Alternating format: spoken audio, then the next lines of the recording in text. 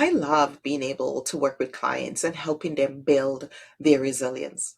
One of the reasons why we created the Resilience Catalyst podcast is to bring you tidbits every week so you can build your own resilience system, so you can deal with the challenges that will come.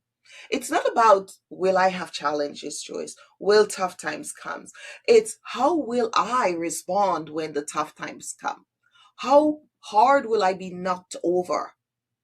Will I be able to pick things up and move on? How quickly will I be able to do that?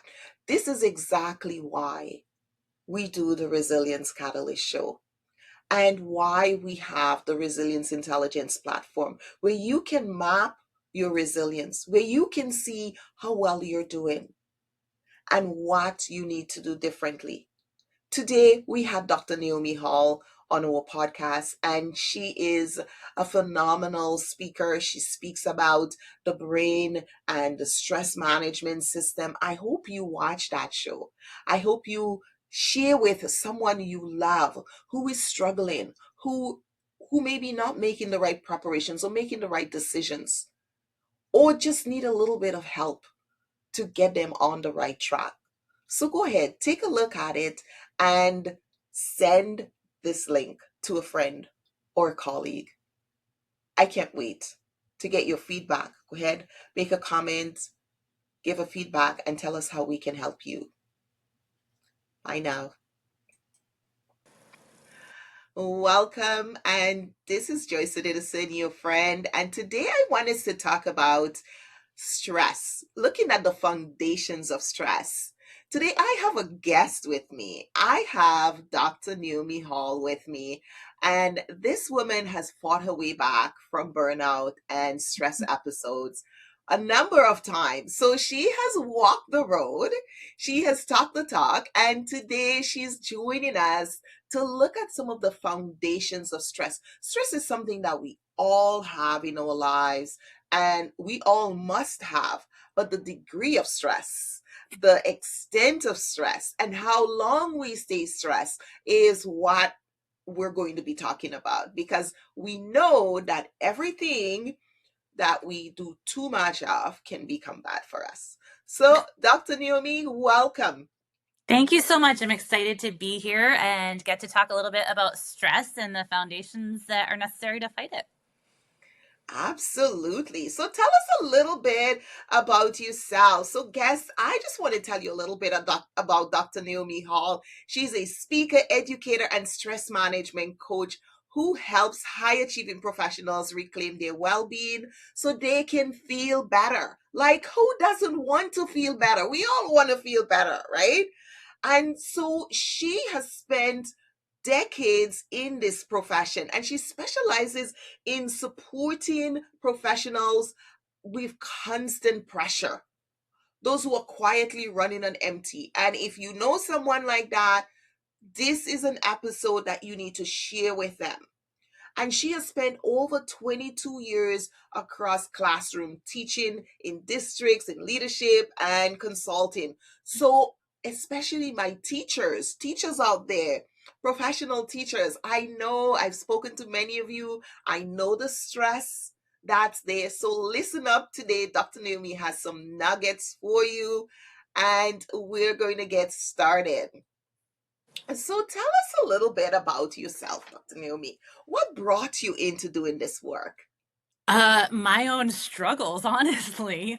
It really was, as you mentioned, I fought my way back from extreme stress, from burnout, but I had to do it on my own. I didn't have any support in the systems that I was working in, and I had to figure it out, piece it together. And so, um, 2022, I was let go from my job. I was a district administrator, and at my annual review, I'd literally been there 6 months. They said, "Thank you very much. We don't need you, and we're not renewing your contract." And I was like, Mm, "Oh, okay." And so that just caused a reevaluation for me in that time with different factors going on. And I decided I want to provide the support that I didn't have.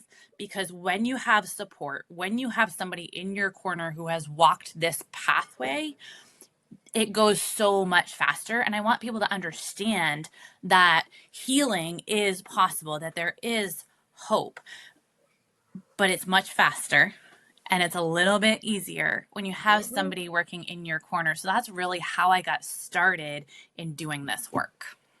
That's amazing. So I speak to a lot of employees, and many of them have gone through, and I'm working with some now who are going through that.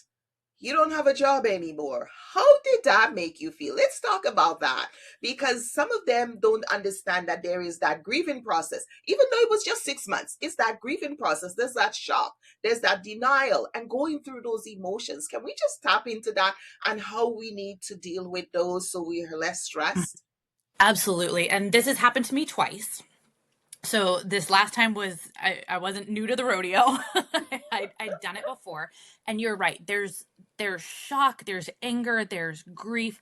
I can tell you the first time it happened, I would say it was 4 months of depression for me. Like Mhm. 4 very, very dark months, because at that point I had tied my identity to my career, which Mm. we don't want to do. Our identity Mhm. needs to be in something solid and unchanging. For me, it's my identity of Mhm. who I am in Christ. You need to find something that does not change. Your job, your career can change. Yes. So, when it comes to those strong emotions, a lot of us, because we're high achievers, we're performers, we're drivers, we just want to kind of stuff it down and move forward. And like, you have to find another job. Like that's the Mhm. reality for most of us. Like, we have to find something. So we just throw ourselves into that instead, without feeling and processing.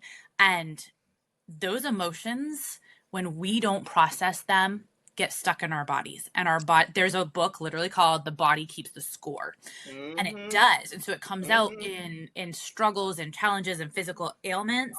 So we really Mhm. do have to allow ourselves to feel and process. That does not mean we stay sitting in that emotion, but it Mhm. means that if you want to be basically like a self-cleaning oven, you have to let your body process those emotions. The only way through the emotion is through the emotion, allowing yourself to feel it, allowing yourself to cry, to be angry, to be hurt, to question. So, and you can give yourself a time limit on it of like, all right, I'm giving myself 4 days to be Mhm. in a funk, to really feel this, Mhm. and then I'm going to put on my big girl pants and I'm going to move forward. But first, I'm going to let myself feel it. Mhm. However, that works for you. Getting out in nature, spending time alone, journaling, talking to a trusted friend, reaching out to a counselor, therapist, coach, someone who can help you process. So, Mhm. yeah, you absolutely have to process those emotions. That is so important because, so those of you who are familiar with the Resilience Catalyst show, one of the things we teach is the currency of resilience. And most people think that resilience is something you find after you fall down and you bounce back, because that's kind of technically the definition is bouncing back, but they don't realize that it is something that you have to build. It's a currency of life. And there are going to be so many times in your life where you're going to meet obstacles, where you're going to face challenges, whether it's the loss of a job, whether it's the loss of a loved one, whether it's even your children being obstinate, whatever it is, if you didn't plan for that. Those things can get you to a place where you start questioning yourself. What did I believe in? Why did I spend so much time on this child who's now disrespecting me? And all these things, or partner. And we need to have resilience in all the areas of our life. So we teach 9 dimensions. 9 dimensions: the spiritual, the social, the emotional, occupational, intellectual, and environmental. And then we do the physical, financial, and spirit, and then the interpersonal, because those are all important. You don't leave any part of yourself behind, because your job is going to affect you financially. Your relationships in your career, people make friends in their relationships. You're going to have to leave that behind and say that behind, say bye to those people. So all the different things, and even that identity you talk about, identifying yourself with your career, because that's what we do in North America. You ask someone, what do you do? That's like we meet people, and we don't even say what's your name, are you a mom, where do you live? It's like, what do you do? So that carries a lot of weight. Yeah, it does. I wish we could like change that to, hey, who are you? No, I know. Yeah. We can start that. We're going to start. I'm going to put a challenge to you. If you watch this show, don't ask people what they do anymore. Ask them, who are you? Who Mhm. are you? Who do you love? Who do you engage with? Like, who are you talking with? Who is important to you? And what is important to you? Because we just meet people and say, what do you do? Well, what happens if they're not doing anything? That means Yeah. it's like, what do you do? So most people go through these challenges when they're retiring. All of a sudden, I don't do Mhm. anything, right? Mhm. Yeah. And so it creates a whole different psychological trend that we have to go down that road. And I think more of us should ask people, who are you? What are you passionate about? What changes are you looking forward to make in your work, in your life, in your relationship? I think that is so much more powerful. But let's get back to the topic of stress. I think that would release our stresses too. Mhm.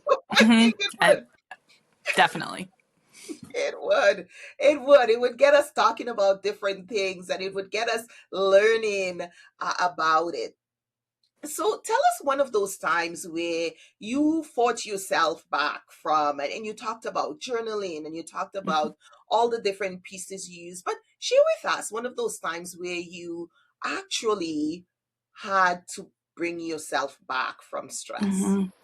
Um, like many people, 2020 was hard.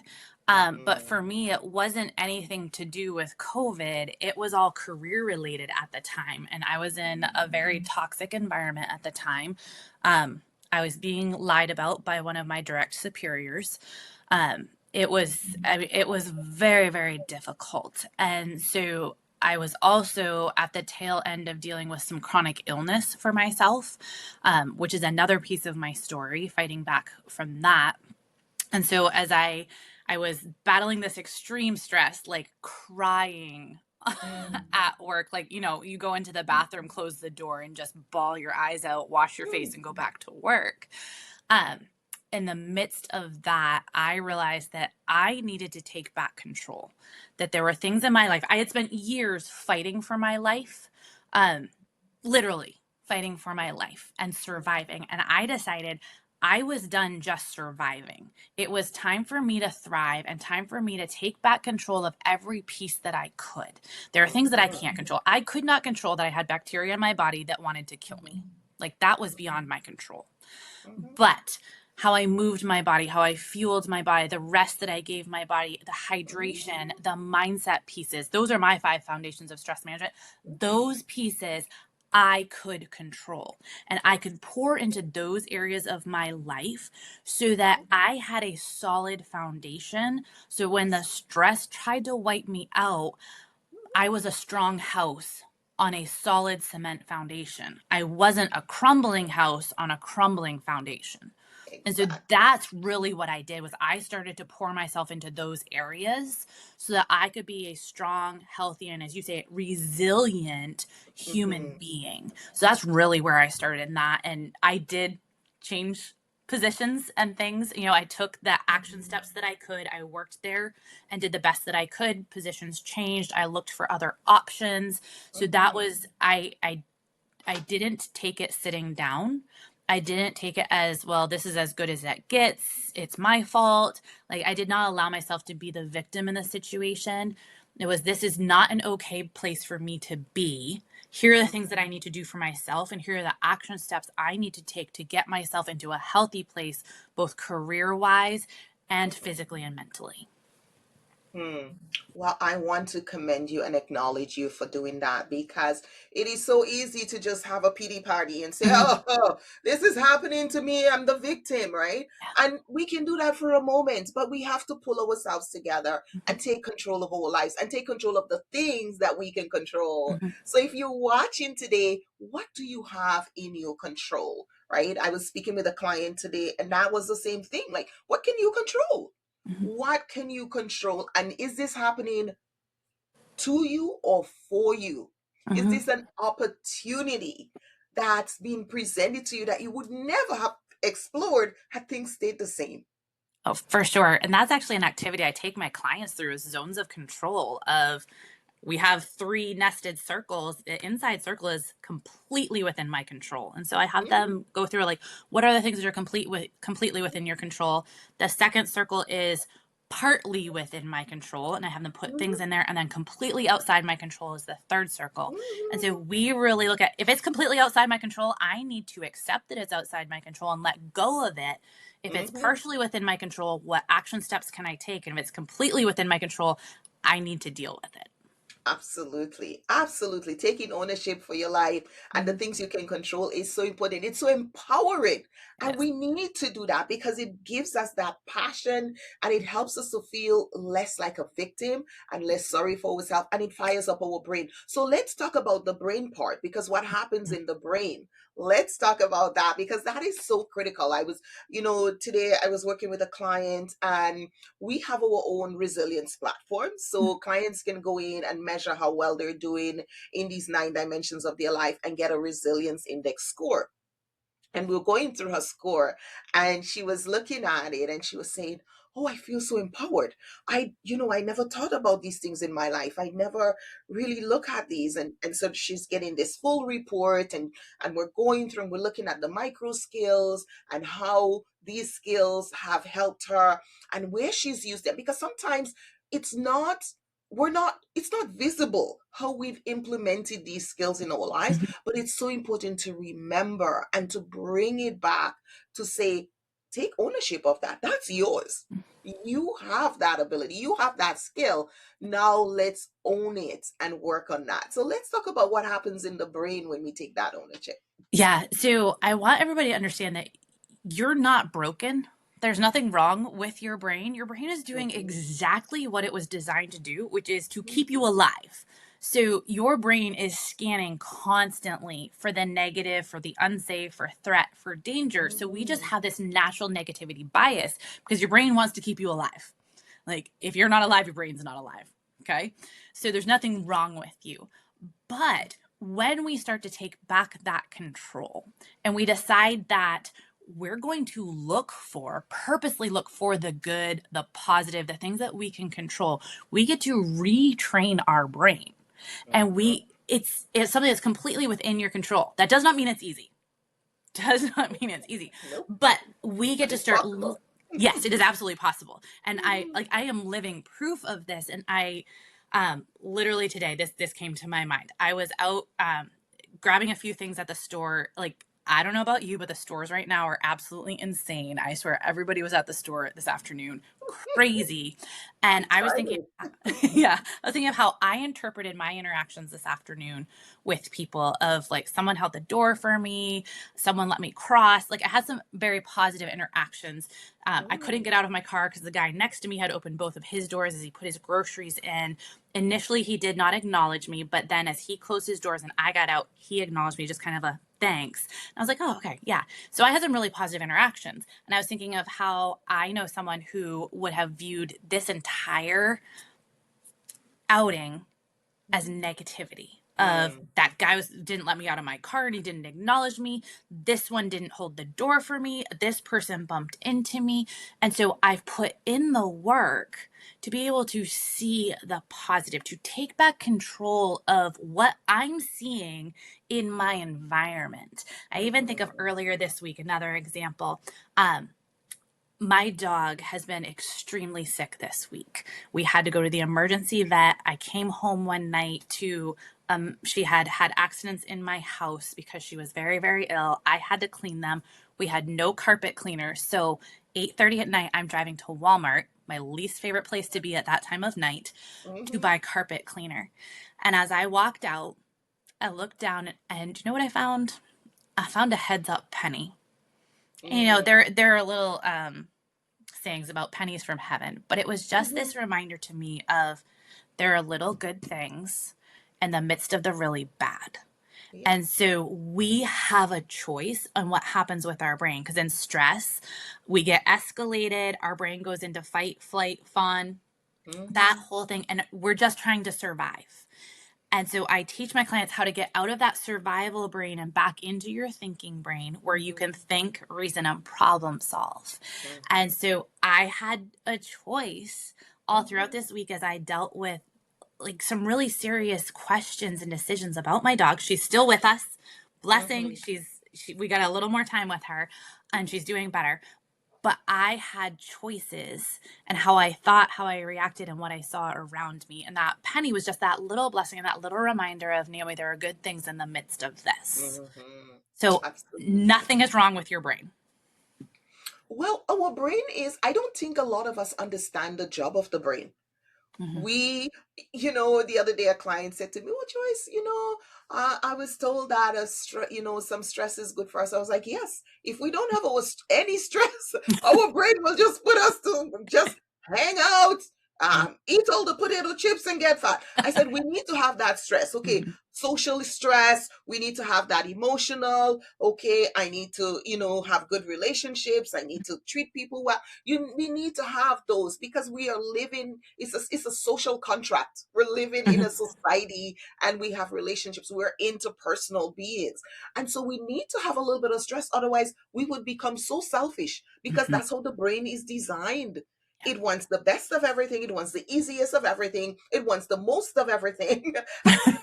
And the brain really is a hug. It will Oh, just get us. I want it all for myself. And that's why we teach our children manners. That's why we teach our children to share. Those are all skills we have to teach our yeah. brain.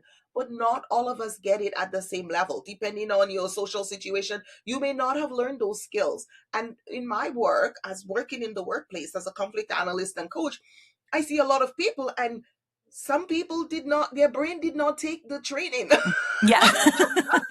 It did not take the training. So we have to now retrain them into learning, okay, well, saying that would be mean, or doing that, or not sharing, or not giving, or not, the way you communicate that. So teaching them all of those pieces to ensure that their brain doesn't just think of their well-being and to heck with everyone else. And I think we need to start understanding that we have a responsibility as social beings in the social contract to mitigate and manage what our brain will allow wants to do, because it's doing its job. It's like your Yeah. survival, your fitness, your happiness, that's its job.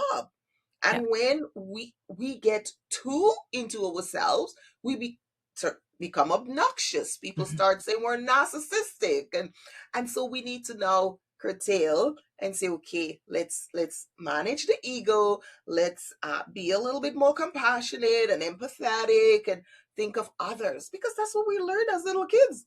Yeah. But not all of us have taken the lesson. No, for sure not.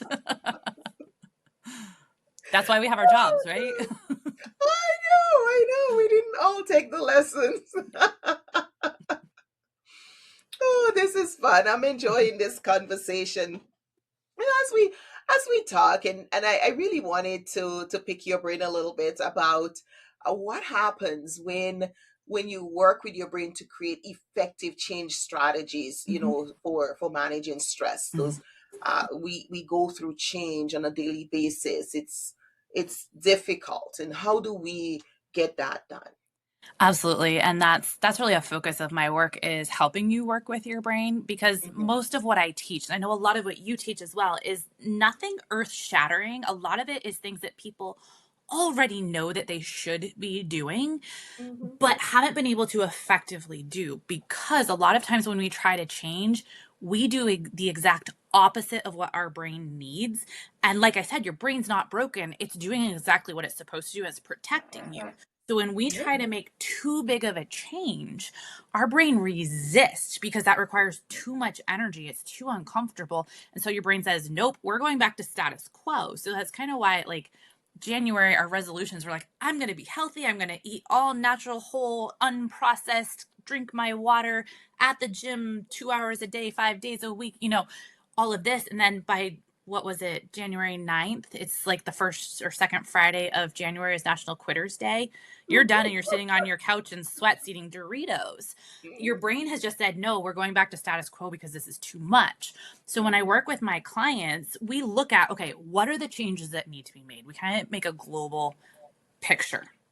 But then we look at, one, What are you willing to work on? Because if I see an area that I think you would really benefit from working on, but you don't want to work on it, Mhm. that our relationship's not going to work. Okay, you're not gonna we're not gonna get anywhere.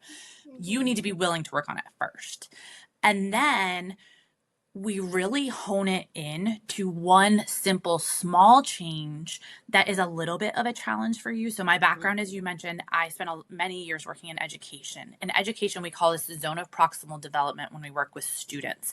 We want what we're teaching them to be enough of a challenge that they want to try, but not so much of a challenge that they give up. So this is what I do with my clients. I find the zone of proximal development with them of where they want to try, but they don't want to quit because it's so hard. Mhm. And then when you try that slightly challenging thing, your brain gets dopamine and it goes, this felt really good. Let's do this again. And so we start to benefit from the reward cycle in your brain Mhm. and we build from there. We also build an attachment to existing neural pathways. So it's kind of like driving on an existing road versus bushwhacking through nature. Both Mhm. can be done. One is a whole lot easier. So if we are trying to create a new habit, James Clear calls it habit stacking. You attach it to an existing habit and it makes it much easier to build that habit. So we want to work with your brain to reduce the resistance, use existing pathways, use the reward cycle in your brain to Mhm. build and give you success so that then we can grow that habit. Maybe it's you want to be working out 30 minutes a day, 5 days a week, but you don't work out at all right now. Okay, let's start with 5 minutes of movement, maybe a couple days a week. Let's start right there and let's attach it to something you're already doing. Maybe you're already eating lunch. I hope you're already Mhm. eating lunch. So, what if you grabbed your lunch and walked around your building, through your building while you eat your lunch? Now we've taken something you're already doing, it's already an existing habit, we're attaching a new habit to it, and we're building this movement habit for you. And so that's really how I help you work with your brain. Mhm. This is so simple and so easy. Mhm. Anyone can do it. So, folks, don't tell me it's too hard or you couldn't do it, because resilience is a system that we build one dimension at a time, one little step at a time. You build resilience. It's not when you fall down and collapse and can't speak anymore that you start building resilience. It is a system you put around yourself, your spiritual system, your social system, your emotional system, your occupational system, your intellectual, your environmental, your financial, your physical, your interpersonal. You need to have that system around you that you're tapping and taking little pieces of, you're building, you're investing in, and then when you need more, you can take more from it. But Mhm. if you come, and we call it a resilience deficit, when you're borrowing what you don't have, because if you're taking more than you're giving, you're going to be in a deficit. And when you're in that resilience deficit, that means something else is compensating for where you need to be. And it's important for you to recognize what that is. And I love how you talk about the anchoring heuristics, having that, that close peg and you putting it on the Mhm. line, it's the same way we teach what's happening in the brain when you're learning those micro skills, and we're teaching those micro habits. It's very important for clients to know that they don't have to gulp it all in one time. And it's the micro skills that we build week after week that's going to really make the biggest transformation in their lives. Yeah, So I I wanted really to appreciate that. touch on one more thing with that. As you said, like that resilience deficit. Hmm. I mentioned that this was a hard week for me because my dog is super sick. She's 10 years old. She's an older dog. So we know that end of life decisions are coming. So Hmm. this was a very stressful week for me. But leading up to this week, I had been making kind of deposits in my resilience of Hmm. moving my body, making my body strong, of fueling my body well with good food, with good protein, of hydrating my body, of getting appropriate rest, of managing my mindset. So when all of this happened and life kind of came to a grinding halt, I don't know how many things I canceled this week because I just was not able to be there because of all of this or was not able mentally or physically to be present. Um, those things that I put into my resilience bank allowed me to continue through this week. And like you mentioned, like even spiritual deposits of for me being in God's word and prayer, Mm-hmm. I built that up. I don't want to say that's but that relationship with God, I have built on that so that when I was at a point where I mentally, emotionally, spiritually couldn't do anything other than call out to God in His name, Mm-hmm. I had that spiritual strength of just that knowing and that trusting that God is with me in this and He has a plan. The work that we do carries us through the really, really hard times so that we don't completely collapse in those. Because I can tell you, like, I have not been eating like I should because I just don't have an appetite right now. But my body has been fueled and made strong prior to going into this. So it's different going into this with strength than it is going into this from deficit. And I know that I can rebuild what has been taken out of me in this week. So I just want to point that out as well, that like this work that you and I both do Mm-hmm. prepares people for when really tough things happen so Yes. that you can walk through those moments Mm-hmm. and not be utterly destroyed by them. Exactly. And I think so many people walk around with blinders on. Like life is, it's not a scary thing to say, what are you, it's, we've been taught, even when we have little kids, we give them $10. We say, okay, you need to save $5. Or are you going to save $2? We teach our kids that. And here we are in life and we're not taking and depositing in our little social and spiritual and emotional bank account so that when the tough time comes, we have something to fall back on. And that is so reckless. And I don't hear enough talking about that in our society Mhm. because I have sit across from people in my office who say, I am 45 years old. Why didn't anybody teach me this before? Yeah. Right? How comes I went through life? I've worked for decades and nobody has taught me this, Joyce. This is not fair. My life would be so much better if I knew what you were teaching me. Mhm. And that is so important. I feel sad because this person is looking at all the time they've lost and all the opportunities they've lost before they were with me to learn these things. And that's why I do this work. And that's why I'm podcast and that's why I do videos because people need to know this information. It is transformational.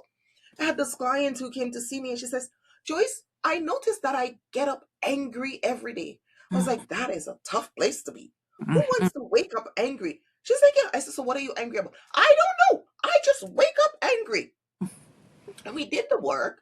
And then she said to me, I am not angry anymore. And you start to see like people get stuck in these patterns and these mental models and they don't have the release because first of all you don't trust everybody to go say I wake up angry, and then secondly they don't have the tools to help you, so most people just stay stuck. And this is why we do the work we do. Absolutely. Yeah. It has been quite the conversation, Nomi. I think that we could talk all day, but we we do need to stop. What is one thing you would like to say to someone's listening right now and they just need some help to move through a stressful situation? What is one thing you would leave with them? I would say reach out. Like reach out for help. And there's so many places you can go. And like you don't I'll be honest, and this is probably not the best marketing tool. You don't have to hire me or Joyce, okay? You don't have to, Exactly. though we are here to help you. Reach Mhm. out to someone for support. You do not have to walk alone. So reach out to a trusted friend, a trusted advisor, a counselor, a therapist, Mhm. a coach. Do not try to do it on your own because there's so much you can't see when Mhm. you're in the middle of it. And there Oh. is hope, there is healing, there is support. So I think my number one thing would be reach out for support. And I will tell you, even me as a coach who does this work, I Mhm. have to reach out for help. Of course. Yeah. It is the funniest thing because I do coaching for organizations and they will send me a bunch of clients in, and I was looking through the roster and there was some of them that were coaches, ACC, and they were the hardest to get to set up there. And I was like, what kind of coaches are these? Coaches love being coached. I was like, I was like, no, me if you say Joyce, you want a coaching session? I'm signing up. remember when I started saying to my friends, I want what my clients are getting. Maybe if you're not a good coach, maybe you don't want to sign up. Mm. Because I see Mhm. the transformation my clients are having. It was like, I want that. I want Yes. Yep, I absolutely. want that. Anyway, we could carry on, but thank you so much, Numi, for joining me today. And for those of you who are continuing to watch the Resilience Catalyst show, this is why we do what we do. And we every week we bring on experts who are sharing the same message that resilience is a system. It is not something you have to wait until you're falling down to start building. You need to start building it now. You need to start understanding what's happening in your system. And you may say, oh, I'm doing all these wellness things, but do you have a way to put them all together and them get an outline of what exactly you're doing and where you're building? Because otherwise we're just throwing spaghetti at the wall to see what sticks. Let's get a system and work. Dr. Yumi, thank you so much for being here. Thank And for you. you for listening and spending your time with us today, thank you so much. Stay well, stay resilient. And as you go back into your life, think about, what can I do today that will help me to build my own resilience system? See you next time.